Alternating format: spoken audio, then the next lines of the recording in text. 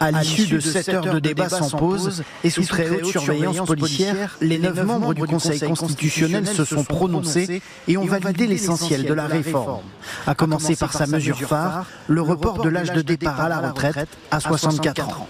Les sages ne se prononcent pas sur le fond de la réforme, mais sa conformité à la Constitution. Alors attention, là, ce que vous voyez, ça n'est pas une photo, c'est une vidéo.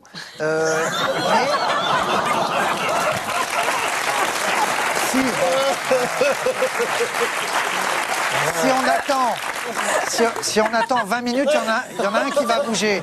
Une photo qui illustre bien la crise liée à la réforme des retraites.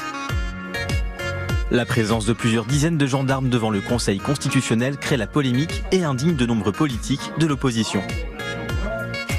Ce dispositif a été mobilisé la veille de la décision des sages sur le projet de loi du gouvernement. Des internautes y voient un parallèle avec Le Seigneur des Anneaux ou encore Star Wars. Le Conseil constitutionnel qui a censuré certains articles, notamment l'index senior et le contrat de travail senior. Des mesures sociales jugées hors sujet dans un texte budgétaire au grand regret de la gauche. En supprimant tous les cavaliers sociaux de la loi, il n'en applique que la partie comptable, la partie la plus dure, c'est-à-dire les 2 ans de plus. Quelle suite pour la mobilisation ? Cette nuit, le président de la République a promulgué la loi sur les retraites, malgré la contestation. Il faut y voir une provocation selon les syndicats qui l'assurent. Le mouvement va continuer. Une chose est certaine, c'est que le président de la République, lui, souhaite passer rapidement cette étape. Je vous assure qu'il se trompe, que la colère est très profonde en France. Je crois que Macron va avoir ce qu'il veut, c'est-à-dire une insurrection. C'est pas possible autrement. Je crois que la rue va parler et elle va parler très fort. De nouvelles manifestations devraient avoir lieu dans la journée, avant une grande journée de mobilisation prévue le 1er mai.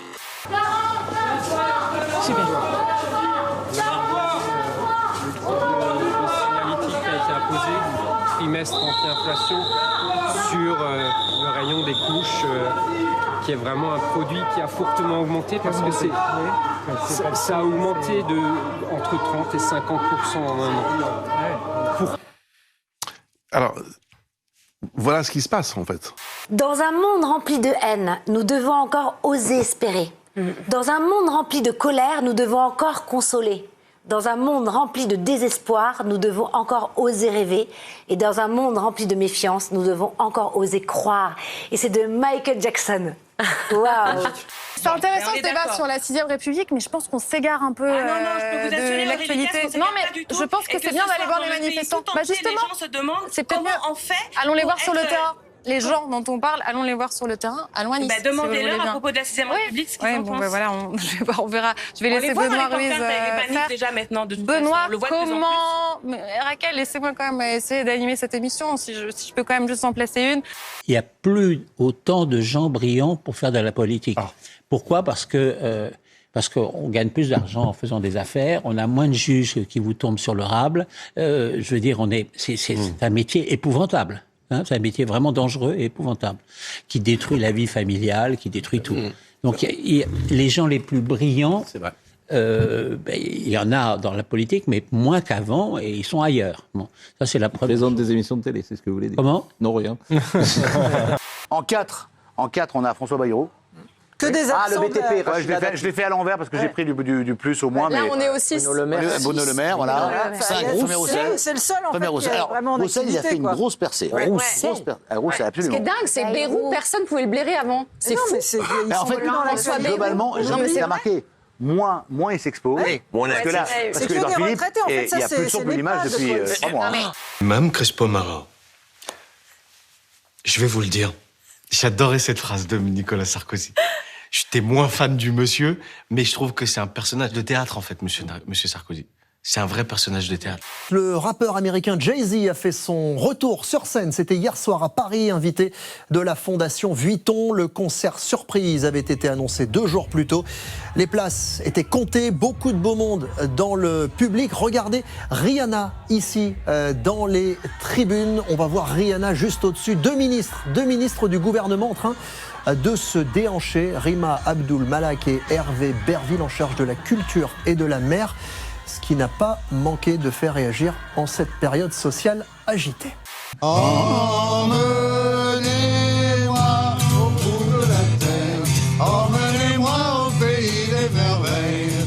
Il me semble que la misère serait moins pénible au soleil. C'est une première en France, un maire élu en tant qu'homme et qui change de sexe au cours de son mandat. Depuis ce matin à Estevel, dans le Pas-de-Calais, Alain Zabot est devenu Estelle. Les 2000 habitants de la commune seront désormais administrés par Madame le maire, heureuse de l'accueil qui lui a été réservé et fière d'avoir franchi le pas. Il faut quand même un petit peu de courage, sans prétention aucune ou sans fausse modestie. Est-ce qu'on peut avoir une Jeanne Moreau québécoise, s'il te plaît? Ah, pas mal. Je suis tellement contente d'être ce soir. Parce que attends, Laurent, attends. Ça, c'est drôle. Selon une grosse étude menée sur 68 000 personnes dans 180 pays, ce que les femmes désirent chez les hommes, c'est dans l'ordre un beau sourire, puis des beaux yeux, puis des bras musclés. En fait, le pénis n'arrive qu'en 6e position. Il est chargé? Oui, il est chargé. Oui, j'aime bien comme j'y vais comme ça, là? Allez, on y va. Oula, effectivement, pardon. Il y a une petite giclée, quand même. C'est nouveau pour les hommes d'être traités d'un dixième de comment ont été traitées les femmes depuis des siècles ou des décennies. T'as voulu faire une phrase, là, non? Vraiment salaud, parce que j'y suis arrivé.